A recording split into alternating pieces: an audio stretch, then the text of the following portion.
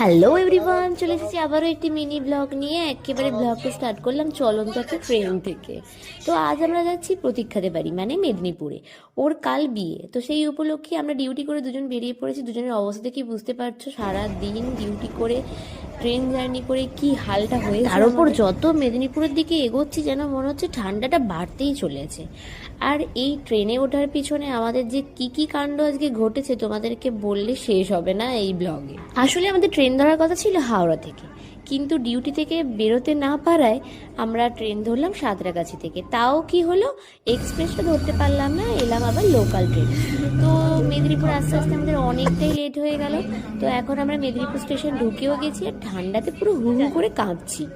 Plan তো অনেক কিছুই আছে, কিন্তু জানি না কতটুকু কি হবে। পৌঁছাতেই তো এত লেট করে ফেললাম, দেখা যাক কি কি কমপ্লিট করতে পারি আমরা। তো যাই হোক, আলটিমেটলি আমরা মেদিনীপুর স্টেশন চলে এসেছি। বাইরে আবার ওয়েট করছে আমাদের জন্য তৃষ্ণা আর পালাও।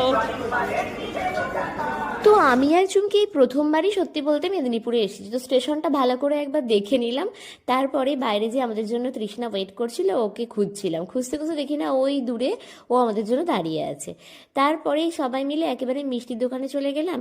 মিষ্টি নিয়ে একেবারে প্রতীক্ষাদের বাড়ির উদ্দেশ্যে রওনা দিলাম টোটো করে।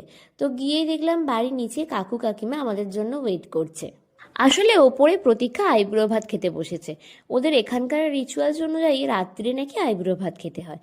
তো সেই জন্যই ও একটু বিজি ছিল, নিচে যেতে পারিনি। আর আমরা তো ওপরে উঠে গিয়ে দেখি একেবারে মেয়ে কোণে সেজে বসে পড়েছে আইবুড়ো ভাত খেতে। আর ফটোশুটও চলছে। আমাদেরকে ফটো তোলার জন্য ও ডাকছিল যদিও, কিন্তু আমাদের তো অবস্থা খুবই খারাপ, সেই জন্য আর আমরা গেলাম না। তারপরে আমরা একটু ফ্রেশ ট্রেশ হয়ে নিলাম, তারপরেই কাকিমা বললো খেয়ে নিতে। তো আমরাও আর লেট করলাম না, সত্যি বলতে আমাদেরও খুব খিদে পেয়ে গিয়েছিল। তো আমরা খুব তৃপ্তি করেই খাবারটা খেয়ে নিলাম। তারপরে দেখো প্রতীক্ষাকে একেবারে পলা পরে বউ সেজে ফেলেছে।